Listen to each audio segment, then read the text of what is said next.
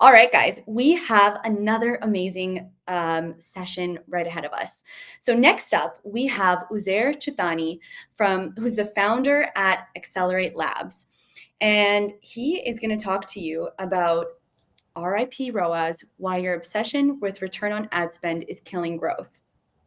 Awesome. Uzair, welcome to the stage. Thank you very much, Tamanna. I really appreciate it. Let me get my tech set up here, and we can get things kick-started. Sounds good. And just out of curiosity, where are you located? I am located in Toronto, Ontario. Awesome. I'm Yeah, probably very close to you right now then. amazing. Can you see my screen okay? Yep, we can see your screen okay. And if you want to put it into presentation mode, I'm not sure if you can from this. Yes. Yeah, that's better. Okay, perfect. The stage is all yours. Thank you very much, Tamanna. We'll get started, folks. We got a lot to cover, so we'll get right into it. Okay, first off, thank you for the introduction. I'm Uzair, one of the co-founders of Accelerate Labs, and today we're going to talk a little bit about the ROAS roadblock. So for many direct-to-consumer brands, e-commerce startups that we work with, the early days are often characterized by explosive growth. We see that large growth spurt that comes in. It's often driven by a single platform, and that's in many cases it's Instagram or it's TikTok Shop or one or the other. And so founders naturally become very focused on an in-platform ROAS metric. And we see that becoming sort of almost the central KPI that the business really cares about.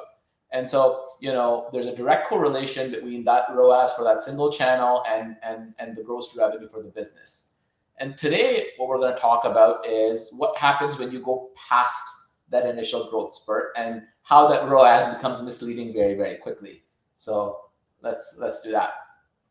So like I was mentioning earlier, that initial growth spurt, in our experience of working with hundreds of companies, it's typically the $5 million and under ARR mark. You've got a Meta or you've got a TikTok that's driving a ton of that success. It's a single channel. It's very easy to correlate the business performance and the gross revenue level and the ROAS. And so, this is definitely a habit or a behavior that really gets us trained on the ROAS. But what happens when we're approaching the $20 million mark? What happens when the business is growing beyond that 5 million ARR mark? Chances are you're not just running a single traffic channel. At that point, you've got at least a few digital marketing channels as well as other channels that are contributing to that $20 million ARR mark. So what happens now? Is the in-platform ROAS still that North Star metric? Chances are it's not. So after working with hundreds of brands, one of the things that we've crystallized on our side is we observe sort of two transitionary points in a business's growth, and this is specifically referring to direct-to-consumer e-commerce businesses. Roughly around the $5 million mark, we see sort of the limits of a single channel strategy.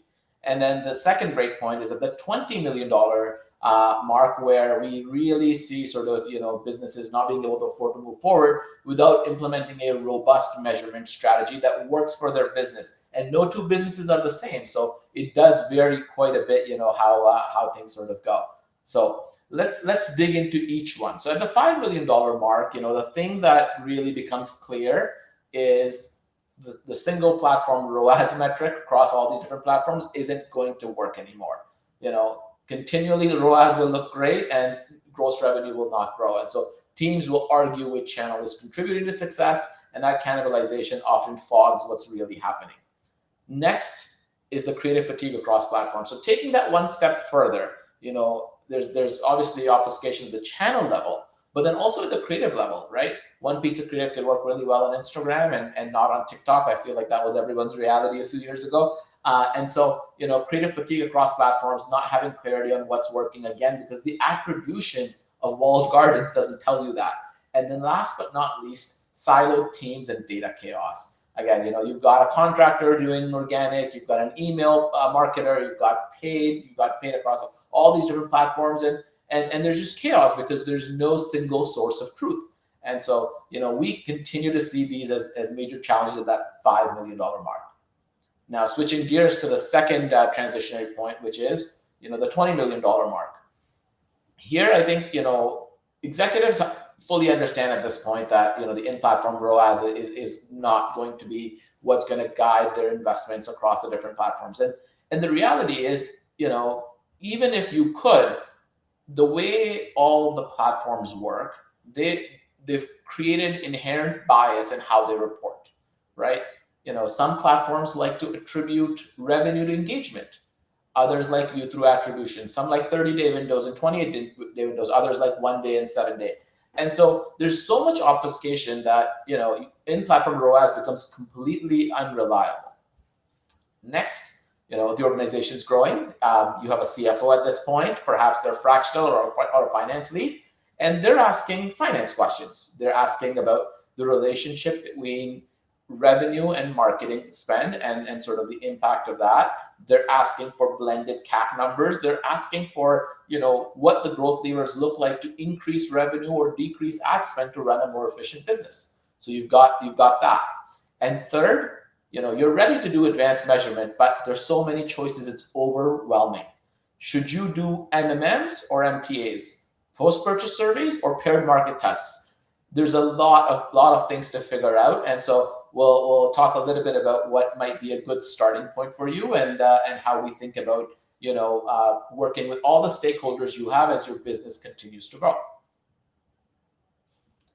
Okay, so what to measure instead? So we've talked a lot about why not in-platform ROAS, but what do you do instead? Look, it's important to remember that different leadership teams, different leader groups have different KPIs. They need a different lens of the business to be able to make sure they're making good decisions. Your CFO, for example, doesn't need to know the ROAS of your Instagram ads. Instead, what they might care more about is things like marketing efficiency ratio, or ACoS, the advertising cost of sales. Simply put, they want to understand how much did we spend and how much did we make. For bonus points, they want to understand what does that relationship look like mapped out over time, how to forecast that efficiency, how to incorporate seasonality, channel changes, things like that. And so that's what we see our CFOs caring about. On the marketing leadership side, let's say CMO in this instance, they want to understand at the tip of the spear on a real-time basis, how does multi-touch attribution deduplicate, revenue attribution across the different channels, so they know what's working and how it's working. They also want to talk to their customers, understanding, in post-purchase surveys, what do the customers feel? What, sources or channels are they coming from? Ultimately, marketing leaders need granularity and CFOs need clarity, right? For CMOs, it's about what channels are actually driving results. For CFOs, it's how do I make more money?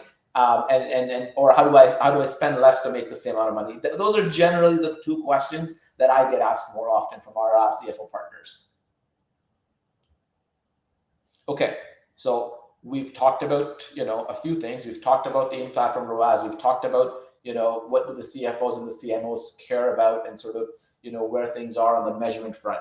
It is confusing, and so what I want to do is lay out a few different tools that we see some of our partners use to help inform their measurement efforts. And after that, what we'll go into is a bit of a recommendation from us if this is something that you're exploring today. So strategic tools for $20 million plus growth companies that we're working with include media mix modeling, MMMs.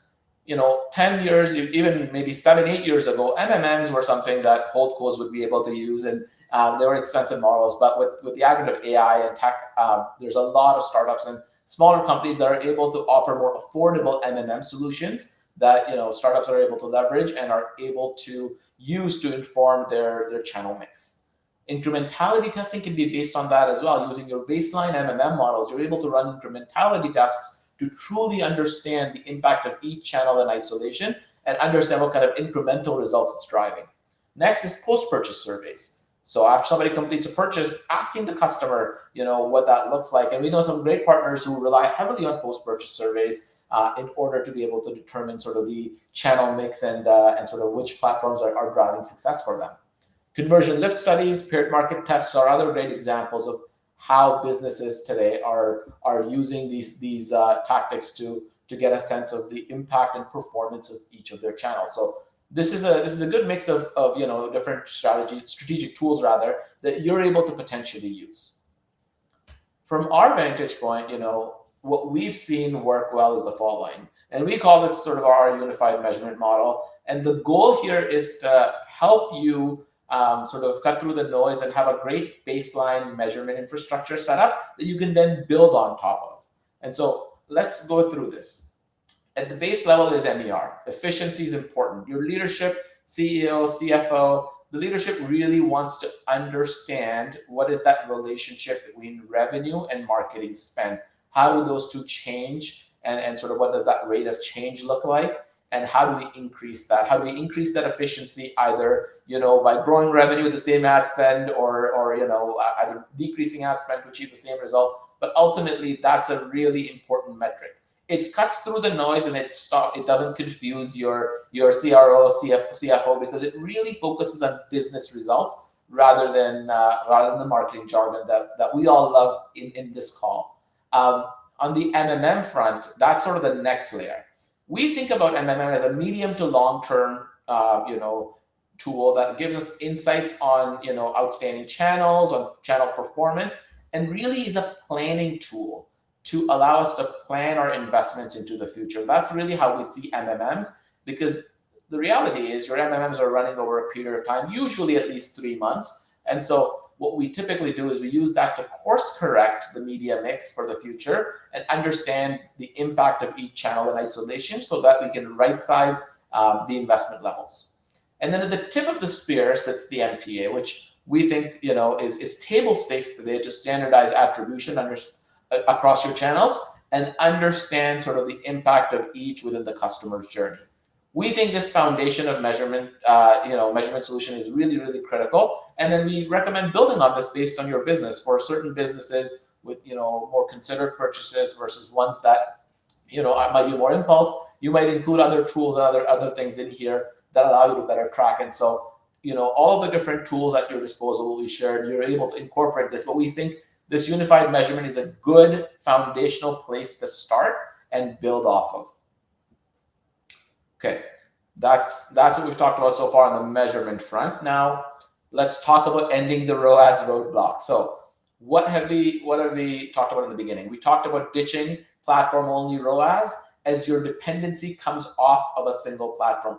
That typically happens around the $5 million mark for a lot of our partners, but it may happen earlier or a little bit later for you. What's important is the minute you're not relying on a single platform, there is a layer of complexity that gets added.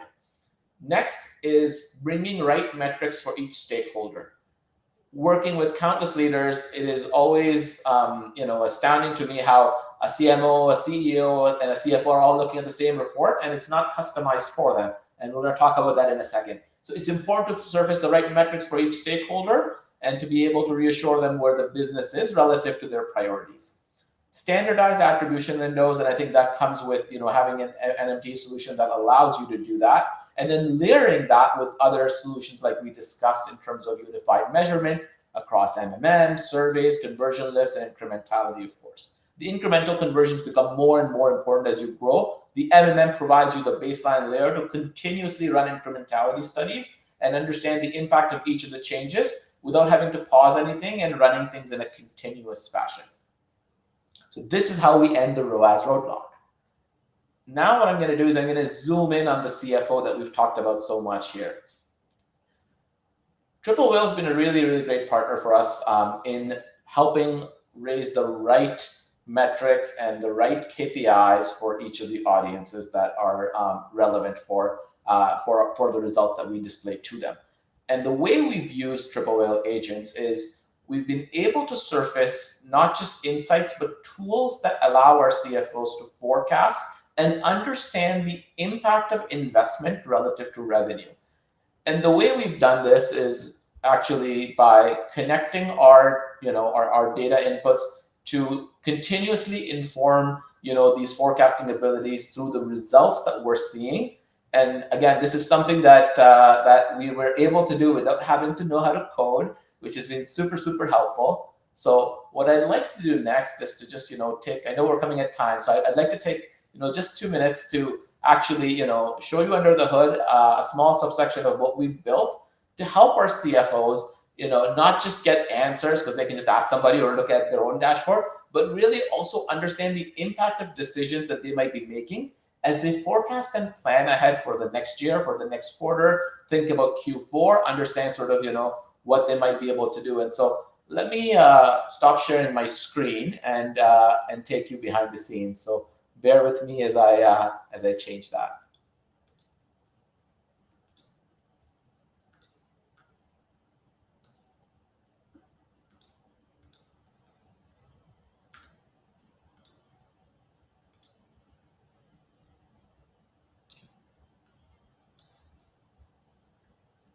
I hope this is visible.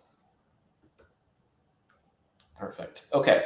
So this is just a subsection of a dashboard that we've built. This is specifically for our finance audiences on our client side so that they can understand the impact of what they do. So for example, we could have a CFO come in here and look at the spend simulator to understand sort of what happens if we keep our spend where it is today, projected revenues, and the impact of our changes.